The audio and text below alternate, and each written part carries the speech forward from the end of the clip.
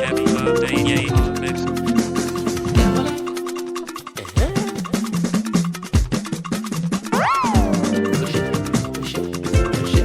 Happy birthday to you. Ọlọ́jọ́ ìbí òní. Oladele pepeyo. Ọlọ́jọ́ ìbí òní. Ara gbẹ̀dà ti tẹ̀ òní.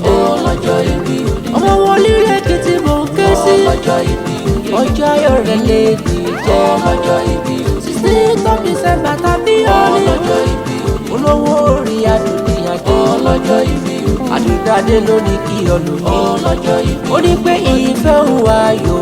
Ọlọ́jọ́ ìbí òní. Kò túbọ̀ ṣọ̀pọ̀ ọdún láyé. Ọlọ́jọ́ ìbí òní. Ará upgraders kò pẹ́ fún wa. Ọlọ́jọ́ ìbí òní. Oladele pepeyo. Ọlọ́jọ́ ìbí òní. Ekiti nílé fàdá rẹ̀. Ọlọ́jọ́ ìbí òní. Olókè méjì tá kọ́ta bọ̀. Ọlọ́jọ́ ìbí òní. Òkèlè kéèkì ìbọn tó láyé yìí.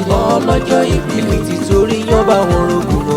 Ọlọ́jọ́ ìbí òní. Torí tẹ wẹrẹ dáwọ́ gbọgbọrọ. Ọlọ́jọ́ ìbí òní. Ọmọ òdu ọ̀rà ẹ̀yìn.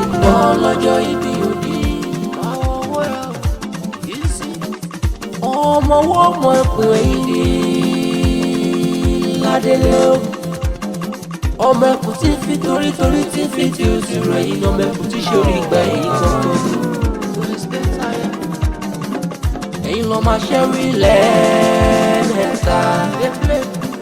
Olódòdó rẹ̀rẹ̀ lẹ́yìn ọgbà alágbèkọ ajé òpèrè délé.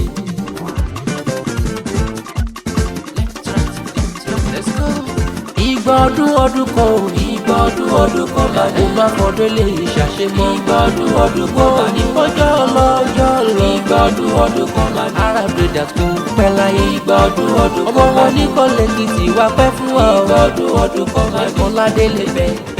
Ìgbà ọdún kan máa ní.